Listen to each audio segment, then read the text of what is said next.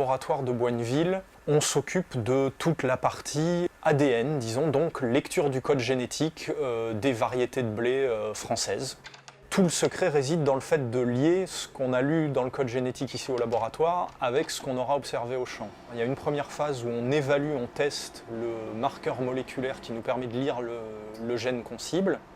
Le rendement, c'est évidemment une clé et un objectif majeur, que ce soit le rendement potentiel ou le rendement sous contrainte de stress hydrique, d'échaudage, de manque d'azote.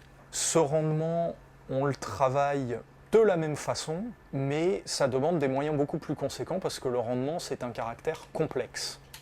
Côté lecture du code génétique, comme c'est expliqué par des centaines, voire des milliers ou des dizaines de milliers de gènes, il faut des dizaines, des centaines de milliers de marqueurs. Maintenant, il y a la partie champ. Pour comprendre pourquoi un blé à un endroit donné a fait un bon rendement, il faut l'avoir regardé souvent. Le problème, c'est que pour faire de la génétique, il faut aussi regarder beaucoup de blés différents. Et jusqu'à présent, on ne savait pas regarder à la fois beaucoup et souvent. C'est là tout l'objectif de l'investissement d'Arvalis depuis 2010 dans les programmes dits de phénotypage haut débit, c'est de pouvoir regarder beaucoup de variétés, très souvent de l'ordre d'une fois par semaine, voire de plusieurs centaines de variétés de blé en même temps. Notre première expérience en matière de phénotypage haut débit, elle s'est menée sur un système qu'on a adapté sur une rampe de pulvérisation.